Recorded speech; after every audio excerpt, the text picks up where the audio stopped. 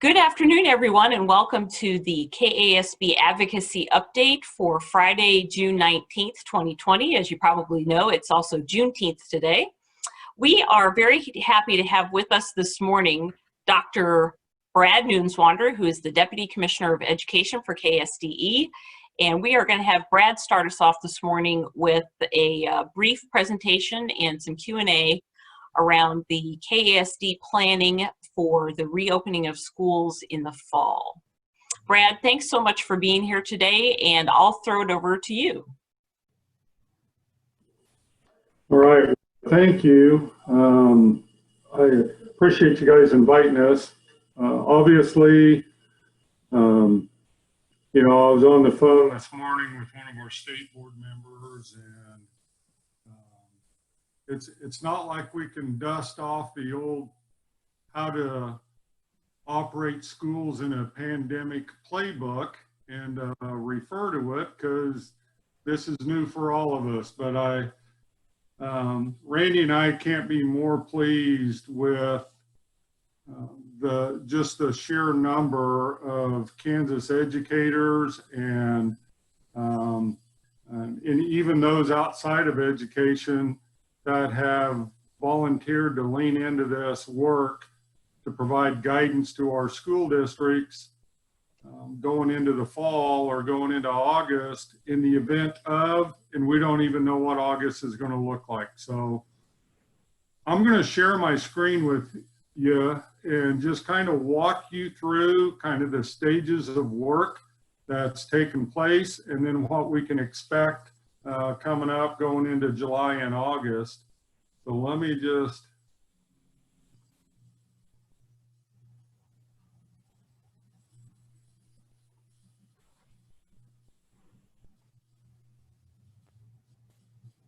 all right, Mark with the nod. Does everything look all right? Okay. Looks great here. All right, thanks. Well, you know, there's all this new terminology now that, you know, you go back a couple months ago when we weren't even using certain phrases or language, but we're calling this Navigating Change 2020. How do we just go about moving into the unknown based on what we've experienced here in the last couple months? So there's really, and I know if you're like me, I'm going to reduce the how many pictures I can see and move that up into the corner, because sometimes if you have all the screens of everybody on the right hand side, it's going to block some of these slides. So I just kind of reduce that. But we're really looking at three stages. And stage one started in May, but I think we need to recognize March. Before the governor even announced that there would be schools, facilities would be closed, we had reached out to a team which was chaired by Cindy Couchman, the new superintendent in Buehler, currently the assistant superintendent, Diane Smokorowski from Andover, and Tabitha Rossroy, our current Kansas Teacher of the Year and now National Teacher of the Year. And we asked them, could you get a group of teachers together and in 72 hours put together some guidelines on how might we provide continuous learning opportunities in the event facilities are closed for the remainder of the year? And they just did a fantastic job. That work was copied and used by at least 20 other states across the nation. But that was to get us through the end of the year. And we know that some teachers, some students were more successful in that than others, but we knew that we had a little bit more time to make plans for next August. So in stage one in May, we put together two teams. One of them was called an operations team, and just go out there and find as much as you can about how to open facilities, how to clean them, how often do you wipe door handles down, what should classrooms look like, what should hallways look like, how should busing look like, food service. So there was just the whole operations of what do we know right now that we could put together resources. And then there was an instructional team that consisted of our staff and about 80 other educators across the state. Said, how can we take the standards, the content standards, which is what students should know and be able to do at every grade level, and move those into competencies. Competency statements that say the student should be able to, and let's grade band those. We'll have them by each grade, and then by grade bands, pre-K through 2, 3 through 5, 6 through 8, and 9 through 12. So we had a team of a little over 80 people, took those standards, turned them into competencies, and prioritized them with the thought that in the event of another disruption, what is priority? What is key that our students need to be engaged in, and how can they demonstrate that they're learning those competencies? And we also package them in STEAM, science, technology, engineering, arts, and math, and then the humanities. So we had a team in stage 1 put those together. And then we went into stage 2, and that's currently the work going on right now in across the state in the month of June. There are 3 teams. There's an operations team, and I'll talk a little bit about who's involved in that, but they're looking at how to, just how do we transition kids from one classroom to the next or one facility? What about classroom spaces, facilities, food service? That is chaired by Frank Harwood and Ashley Goss. Ashley Goss is the Assistant Secretary for Health and Environment. And then we have an implementation team that's being chaired by 4 Kansas teachers at those grade bands. And I'll talk a little bit about who are in each one of those. And then there's an oversight team. This is chaired by Corey Gibson, superintendent at Valley Center, and Shannon Ralph, former teacher of the year and teacher at DeSoto. And they're looking at how can we provide consistency with these 2 sets of guidelines, the formatting, is it user-friendly to school districts, school boards? And then after stage 2, so by the end of June, we will then move into stage 3, which is we're going to have over 500 teachers across the state look at these and try to identify what's the professional development needs that Kansas educators are going to have in the event we need to use these guidelines. I want to make it clear, these guidelines are not what you have to do. They're options for you to consider in the event of a disruption. We also have a lot of our redesign schools that have gone through some of these changes. Through their redesign, look at these and provide some guidance and input on how might we better implement these. So that's kind of the flow of the work. Again, these are the people that are chairing. Again, Frank Harwood and Ashley Goss on the operations, Frank superintendent at DeSoto. On the implementation, we have 4 teachers. You can see them on the lower left from Renwick, Dodge City, DeSoto, and Seaman. And then the 2 chairs for the oversight committee that really wants to make sure that these 2 sets of guidelines complement each other and are user-friendly to the field.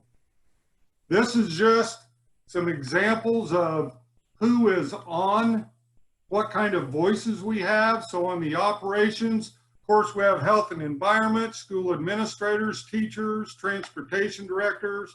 I'm not going to read it all to you, but we've got local board members. Some of you on here might be serving on one of these. We've got state board members, legislators, county health officials. On the instructional side, we wanted to make sure we had parents involved. We have counselors, psychologists, social workers, library media specialists, service centers. We have teachers that represent special ed students, ESL, the arts, PE, music. So we got a whole blend of voices between those two groups, the operations and the implementation that are looking at instruction. There's over 300 Kansans serving right now during the month of June, just working tirelessly, putting these guidelines together with the thought of what would we tell our peers? What suggestions, guidance that if we think about how might we go about doing this, that's what they're looking at and providing. On the operations committee, they're broken down into several subgroups. I just thought I'd share. They're looking at, common spaces like gyms, cafeteria. How do we transition students from one space to another? What should classroom spaces look like? How do we just open our facilities? How do we clean? How often should we clean? How often, in a lot of our new facilities, they have windows that don't even open. So what type of filtering system do we need to move there? I mean, they're really being intentional about thinking, how do we keep educators and students safe? So these are just some, extra curricular and co-curricular activities, sports, we get speech, drama, debate, just suggestions on how might we do this differently. Kind of the timeline for stage 2. Our goal is for the work to be done at the end of June so we can share a draft. It'll be at the Thursday superintendent meeting that we Zoom with them, that we will share with them these drafts on navigating change. They will be presented to the state board on Tuesday, July 14th for approval and then released by the latest Thursday, July 16th, if not immediately after the board approves them. So I'm going to stop sharing. I know that was a lot of me talking at you. So Leah, I'll open it up for questions because I don't think they want to hear Tom Bodette talk for the next 20 minutes. Thanks, Brad. That was great information. If folks have questions for Brad, why don't you go ahead and put them in the chat? That way we don't step on each other's voices and lock each other out. So any questions for Dr. Neuenswander on the upcoming guidance from the State Department of Ed on opening schools again in the fall? And while we're waiting on questions to pop up, here's a couple things I think board members or all of us need to consider. We hear already from a lot of school districts that as they've done pre-enrollment, there's a population of students that their parents are like, I'm sorry, but I'm not sending my kid back physically because of some health condition or whatever the reason. So in these guidelines will be recommendations about how could you then provide high quality learning to students remotely. because that's different than the county health department saying, you know, we just had someone in your building test positive, so we're going to close your school for 14 days. That's different. There will be guidelines on how to address in the event that you need to go to a hybrid model where you may have some students coming in on Monday, Wednesday, Friday because the county said you can't have more than 30 kids, you know. So there's a lot of scenarios that we don't know, but these guidelines we hope will give you some ideas on how might you address whatever happens. Because the 1,116 hours, if your county does not limit you, so I'm just gonna take an example. Let's say Piper School District in Johnson County. Let's say the county's like, you can open for all students with no restrictions. So they're making learning available to all of their kids. So they don't have to worry about the 1,116 hours. But we know that they may have 10% of their students, their parents choose, we're not sending them. We're not taking the chance. So then how do you count those kids in your enrollment, get funded for them when they're working 100% at home? Because what we really want is the neighborhood student enrolled in their neighborhood school working with their neighborhood teacher. There is the option of just enrolling them in a virtual school, but I can tell you for the large percent of our student population, that's not going to be successful. So there will be guidelines on how might you provide high quality instruction with that neighborhood teacher and that neighborhood student at home and keep them on pace with their peers that are showing up in person. So there's a lot of scenarios that we don't know what August is going to look like yet, but we hope that these guidelines are going to give all of you as board members some options to consider, because if your parents want choice, then how can you go about giving them that because of some health condition? Or you may have teachers that have health conditions. What options could you, how could you still use them effectively? So anyway, I got to talking again. Any questions for Brad? If so, please place them in the chat.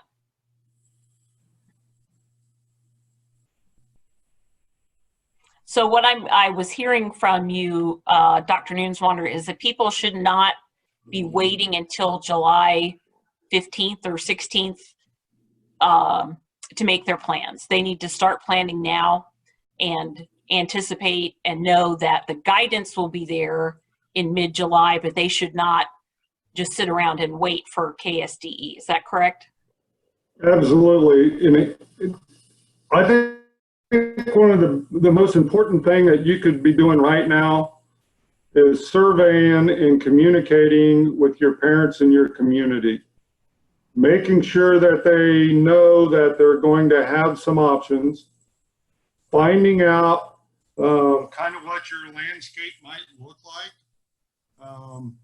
Because I've heard from several school districts already that have heard that 20 to 30% of their parents don't want to send their kids back in person. And, you know, and again, every community is going to be different. You know, when you got Colby sitting out in Thomas County that has yet to have one confirmed case, to Finney County, where Garden City, I believe that's Finney County, or still has an increase, you know, so every county and every district's going to look different. I think the most important thing you can be doing right now is communicating with your staff, your parents, and your students about, you know, I keep hearing this, the new normal. Well, it won't be the same, but we don't know what it will. We just have to be prepared. Here's one thing we do know. All of our kids need to be engaged next year. We can't go any longer with the students that, you know, very well have not been engaged since the middle of March. And we've got to make it safe. So the question I see about wearing masks, there will be guidelines on how to wear masks, how to do it appropriately. But again, those are all going to be local decisions unless your county health directs you otherwise. Excuse me. Dr. Watson and I were on a Zoom yesterday with a company out of Atlanta or somewhere in Georgia. They have developed these facial screens instead of masks. They kind of come up, but instead of wrapping around the head, they come around the neck and they just hold and they just lay out in front of you, you know, for food service, for teachers that are leaning over. So we're going to provide a lot of options, but it's going to be the local board that decides, and really in communication with your county health.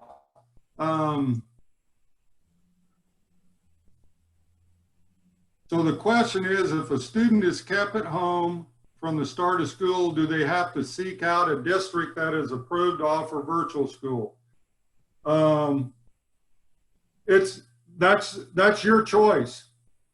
I think these guidelines are going to give you options to provide learning at home for that child if you so choose to, and we count them in your enrollment, the FTE, just as if they were physically in the building.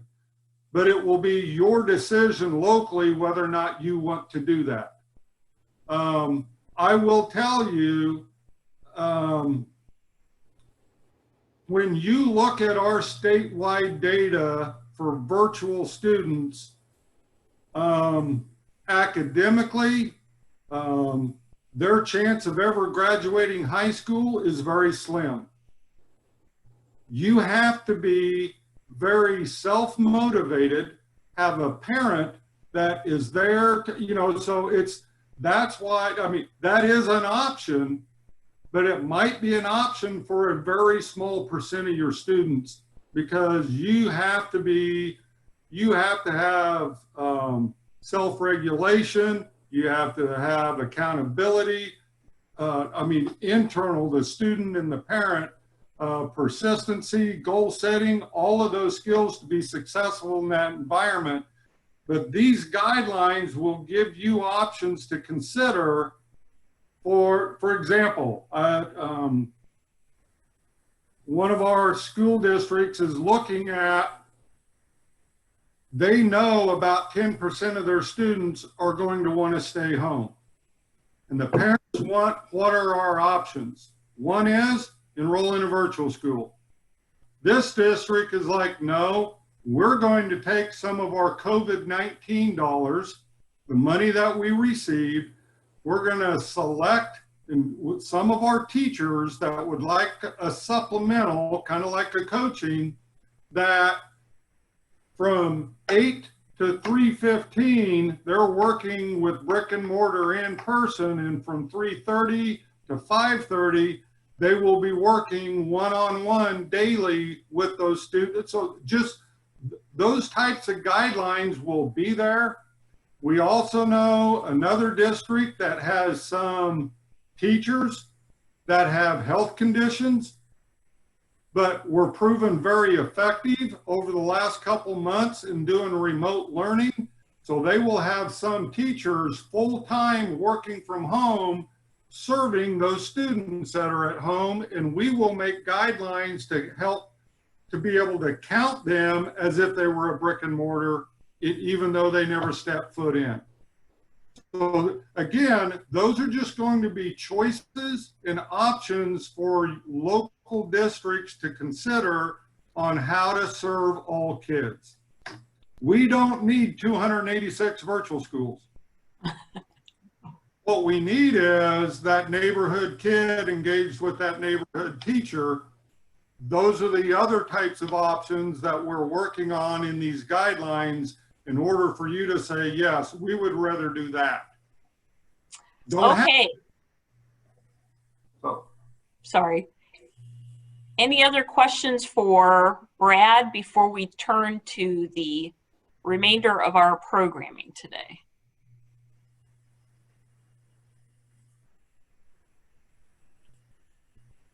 All right.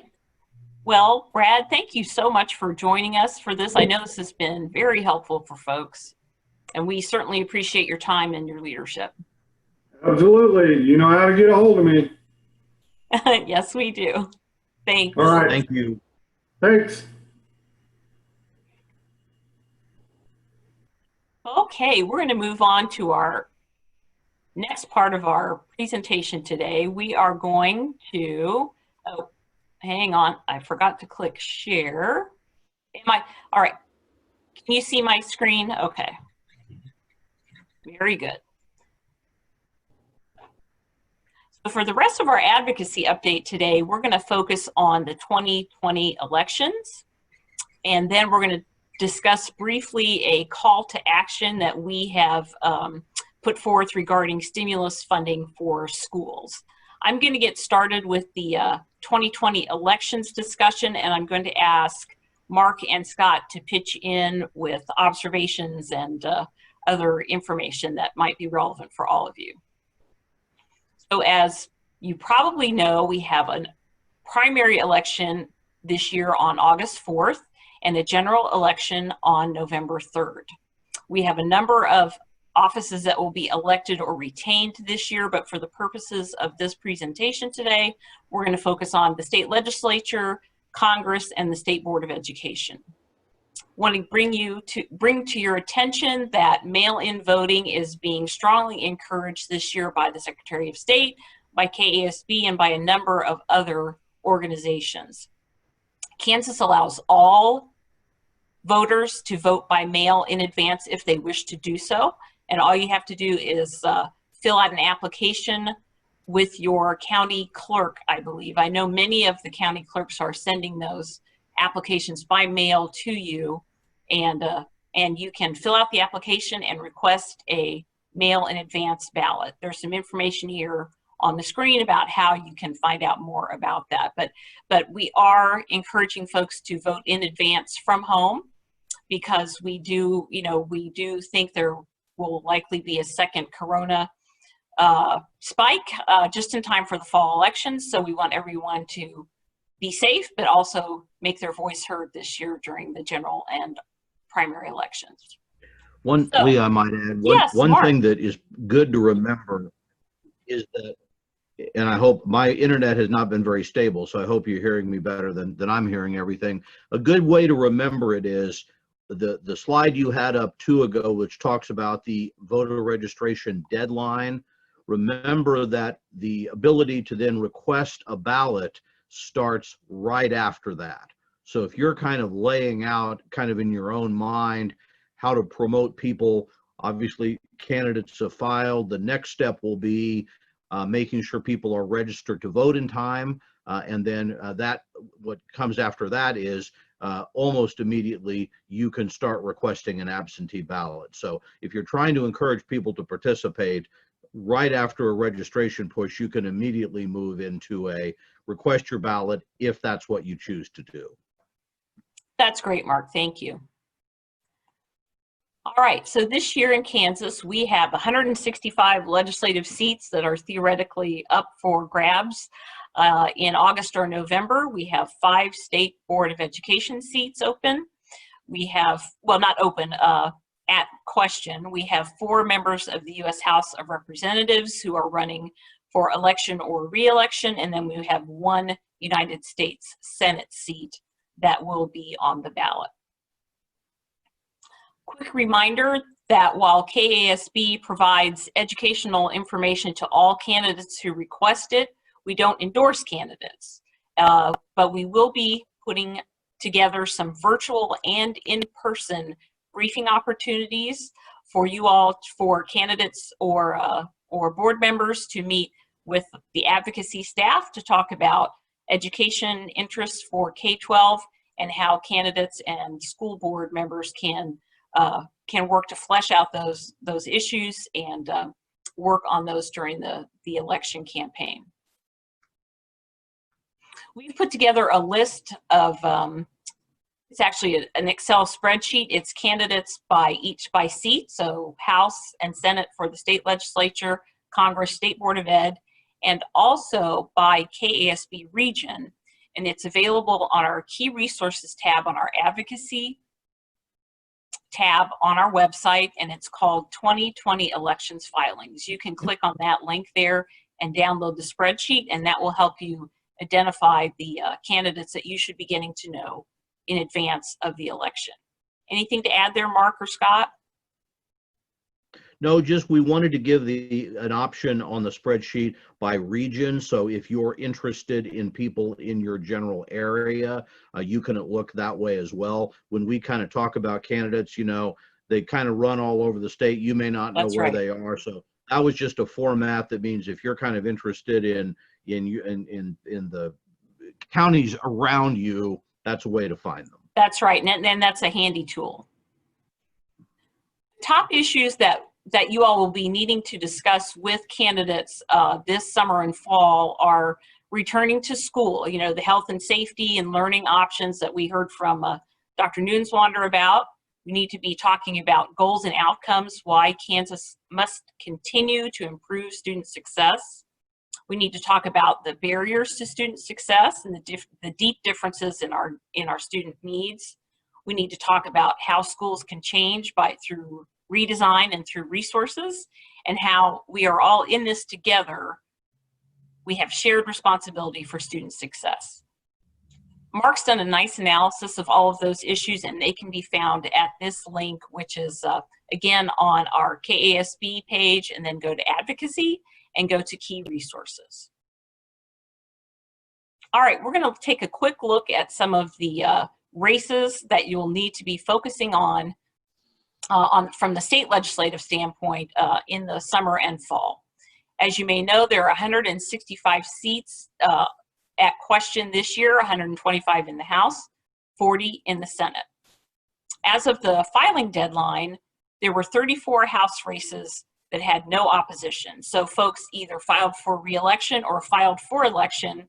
There was no one who filed against them, and those folks were automatically elected to a seat in the Kansas Legislature. 25 of those folks were Republicans and 9 were Democrats. That pretty much reflects the Republican-Democratic split in the state legislature. Anything to add there, Mark or Scott? Okay. No, that may be a little bit down. We always have a number of people who are automatically elected. I don't think that's dramatically different. It just goes to show for a lot of people in Kansas, the election's effectively already over for either their senator or their representative.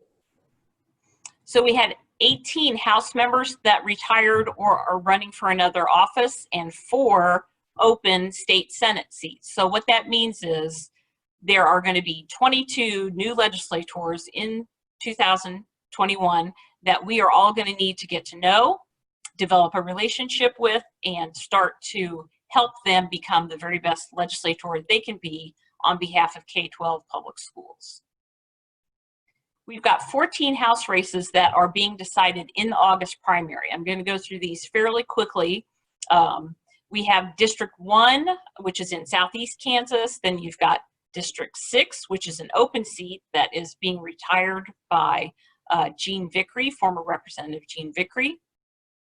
We have District 8 in the Kansas City area. We have District 10, a Democratic primary there for the seat retired by Eileen Horn, that's in the Lawrence area.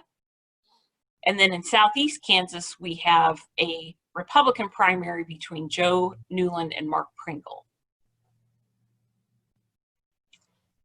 District 22, we have the Kansas City area. That's an open seat that is being retired by Nancy Lusk. There's a Democratic primary there, and that's where that seat will be decided.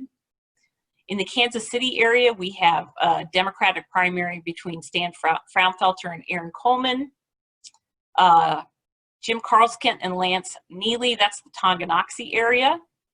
And then another race that will be decided in the August primary is the District 50, which is Wamego. It's also Lyon County. That's a very interestingly drawn district. It's parts of Riley and Potawatomi, Lyon. Very interesting district. That will be decided in the August primary as well.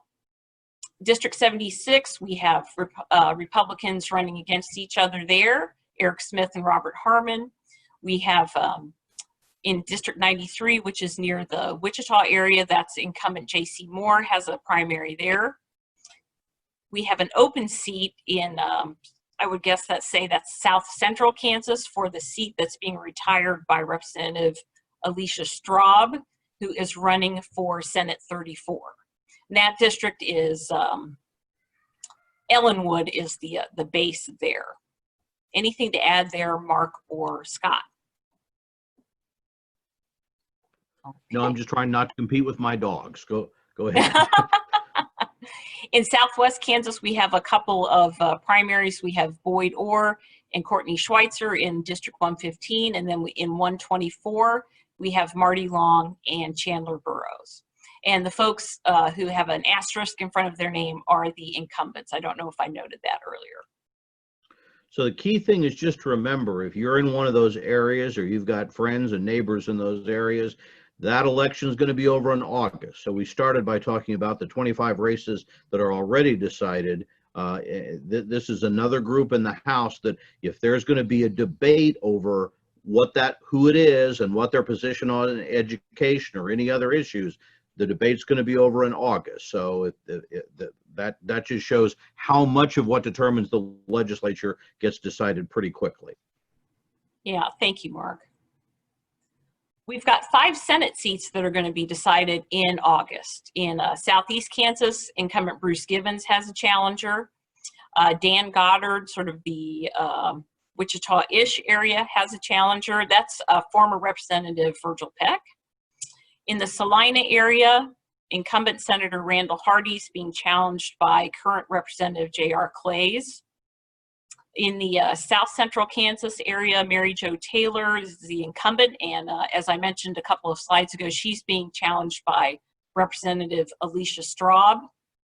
And then in District 39 in Southwest Kansas, the incumbent Senator John Dahl has a challenger there as well. Might just comment, and Scott, you jump in too if you want, but on that list, all of those incumbents that are being challenged are people who 4 years ago ran as moderates and either defeated a more conservative Republican or won an open seat, basically over issues like the tax cuts and school funding.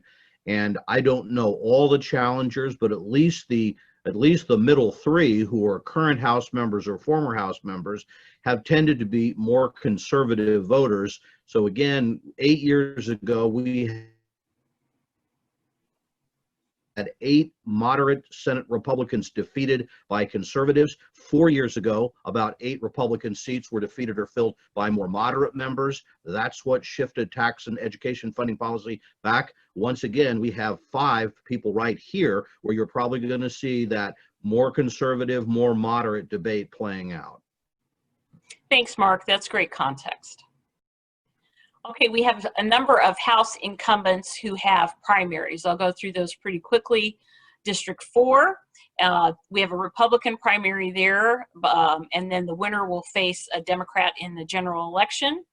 In District 5, we've got Mark Samsel and Mark Powell's, the battle of the Republican Marks facing Roger Sims in the general election. And then in District 9, we have Kent Thompson as the incumbent. He's facing Armando Hernandez, and the winner will face Alana Cloutier. I hope I pronounced that correctly. Apologies if I didn't, in the general. In District 20, we've got Jan Kessinger and Jane Dirks in the Republican primary facing the Democratic challenger. In District 32, which is also the Kansas City area, there's a Democratic primary between Pam Curtis and Oscar Irania. And then in District 35, we have Broderick Henderson, and Nelson Gabriel in the Democratic primary, and the winner faces Mark Snelson.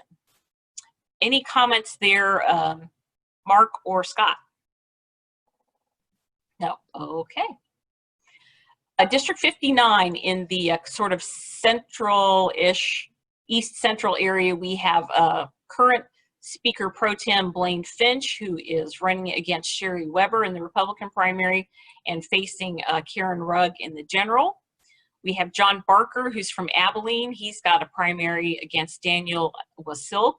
And then going on to whoever wins that faces Joe Schwartz in the November general election. And then in the Salina area, incumbent Diana Dirks faces Stephen Howe in the primary, and then the winner will face Jeffrey Zamersla in the general election.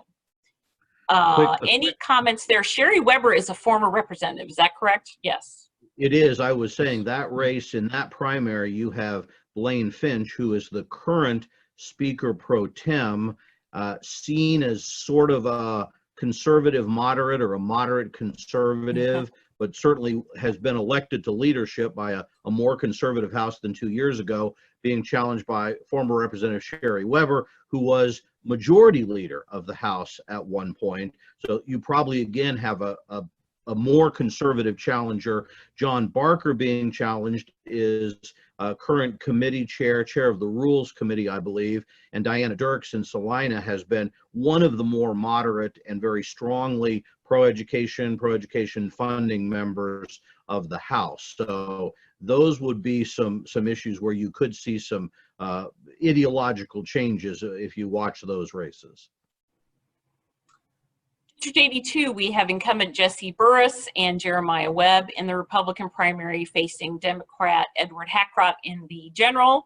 In the, pardon me, in the Wichita area, we have incumbent Michael Capps with a primary facing off against Marcy Gregory in the general. And also in the Wichita area, we have incumbent Nick Hoheisel against Michael Walker in August. And then the winner goes on to face the Democrat Kim Webb in November.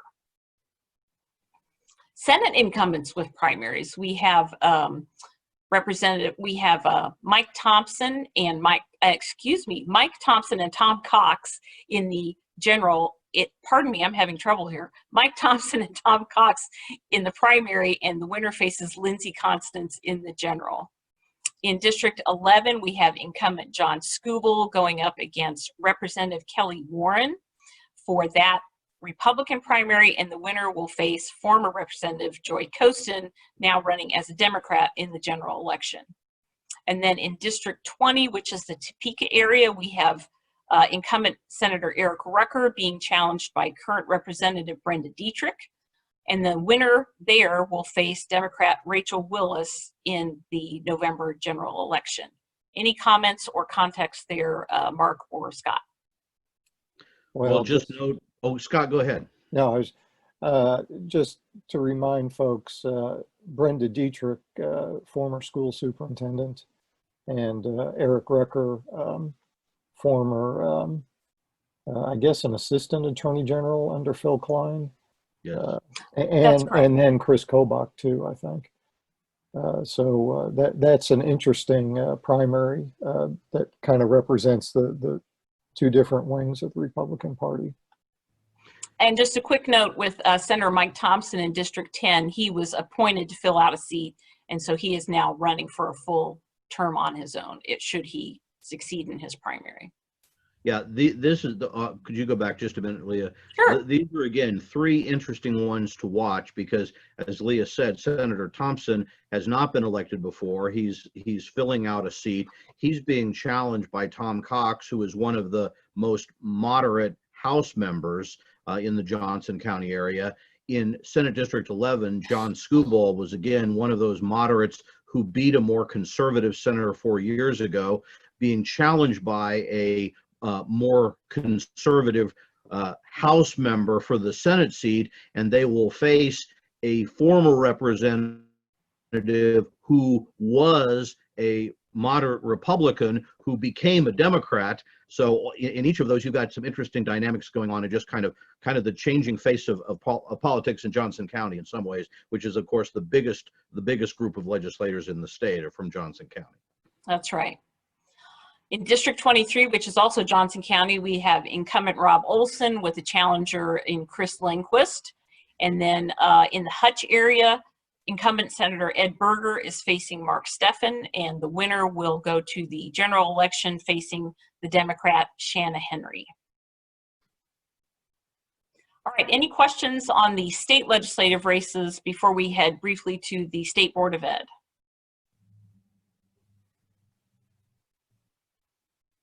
Okay, well, the State Board of Education, there are 5 seats on the ballot this year. There are 3 incumbents who are running without opposition, so they automatically have been reelected to the State Board. They are Ann Ma, who's a Democrat from Topeka. She represents District 4.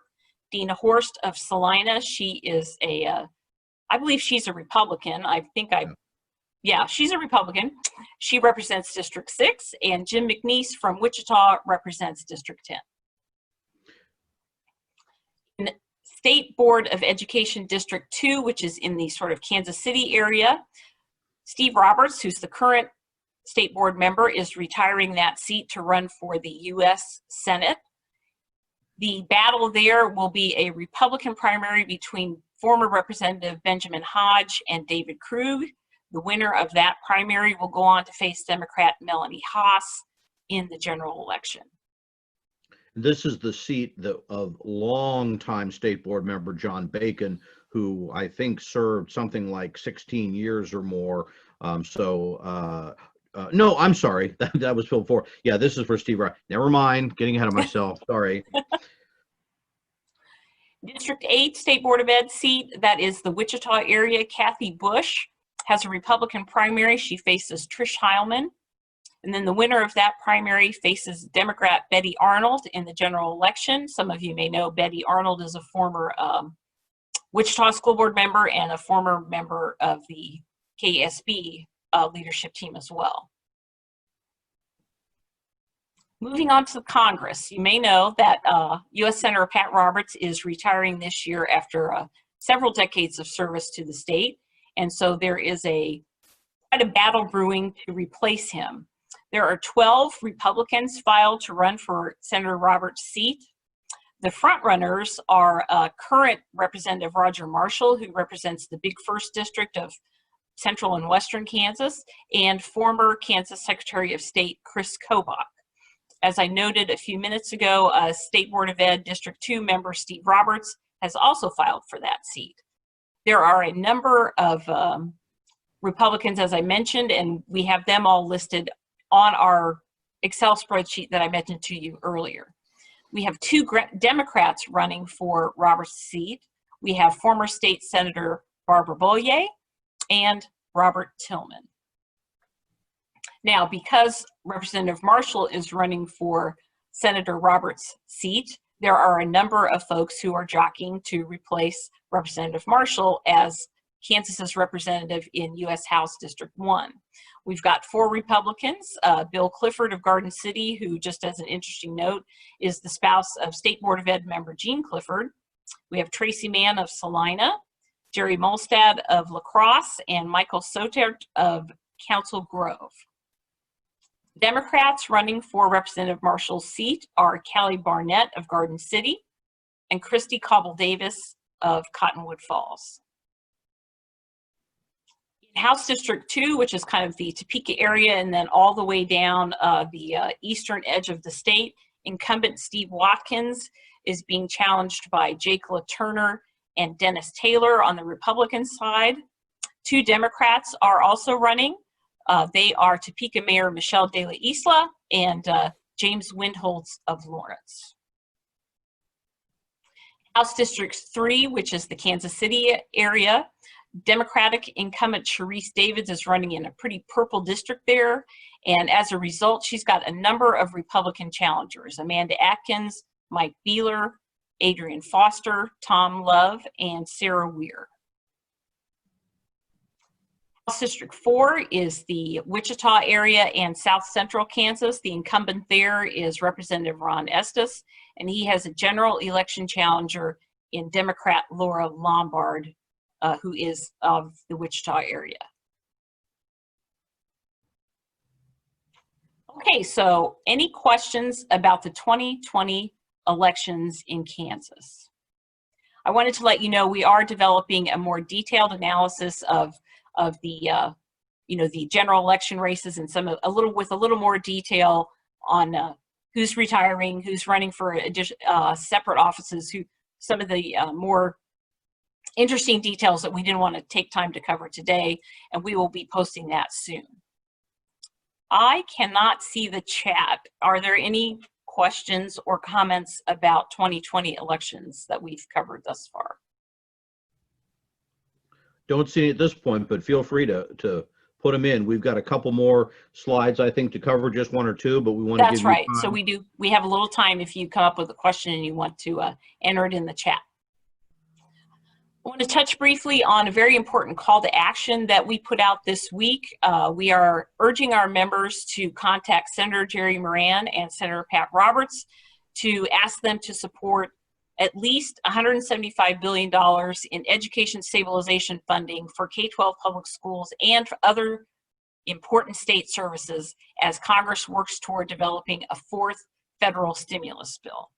As you probably know, the state received some CARES Act funding, which helps support our operations, but KNEA, KASB, the National School Boards Association, the National Teachers Unions, a number of advocacy organizations, including the school boards, are all asking Congress to support additional stimulus funding for the states in a fourth stimulus bill.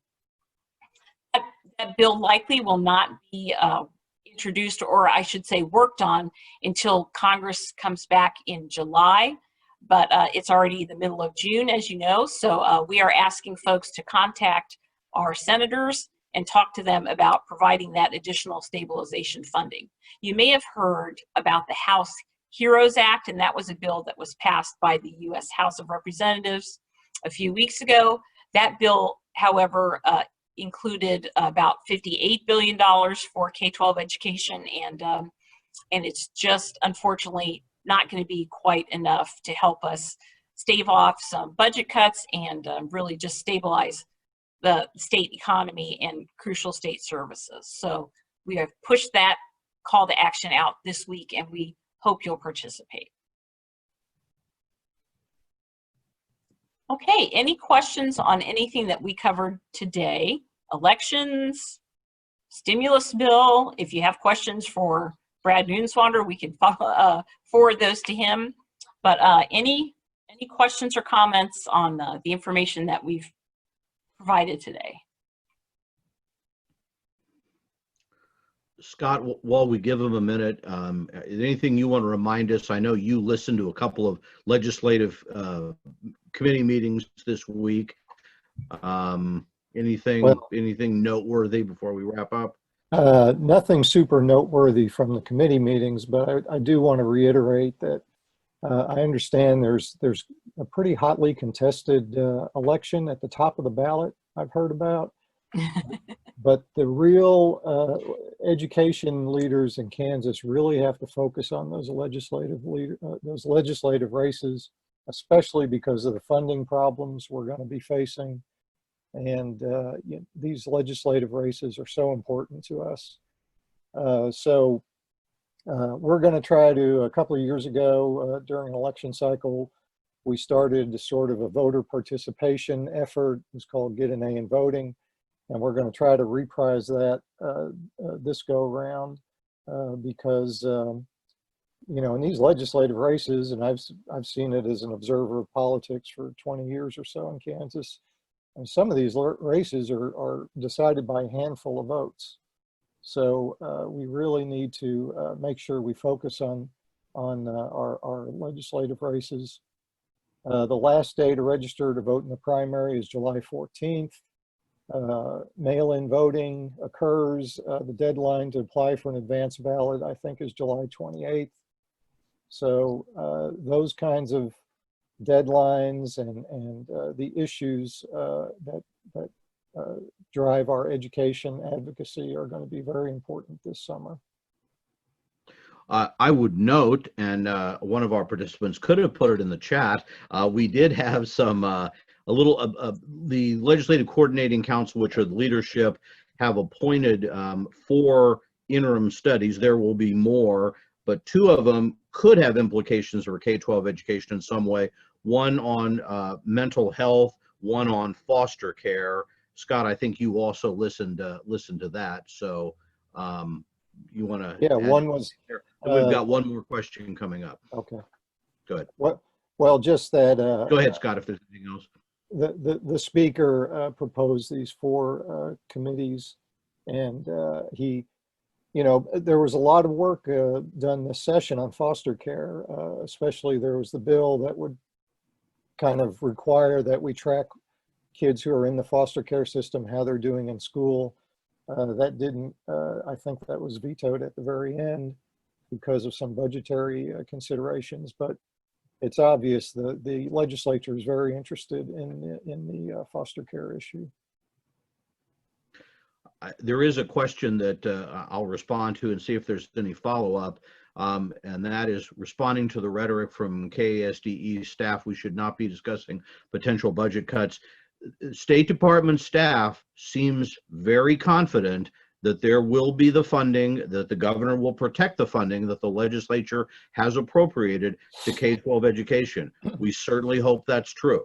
Our information as effort has just been pointing out that the state is looking at a significant deficit, and unless we get the money that Leah was talking about through a stimulus act, then there's going to have to be, and the governor herself has repeatedly said, extremely difficult budget cuts made. And if K-12 education is not cut, and it wouldn't have to be, there are ways to get around it. Without federal aid, something is going to have to be cut. And we're simply trying to help people understand the very difficult choices that the governor may face that ultimately can have an impact. Because whatever the governor can act unilaterally, but ultimately the legislature can return and have something to say, and we'll be shaping the budget for next year. So again, I know that the leadership of the State Department and the State Board seem very comfortable that we will get the funding that has been approved. So we're not saying we won't. We're simply saying that education funding is happening against the backdrop of just tremendous issues in our state economy that are going to have to be managed through one way or the other. I don't know if that was a clear answer or an artful dodge or whatever you wanted that to be, but we're just about to wrap up, so we'll give you a chance for any further follow-up.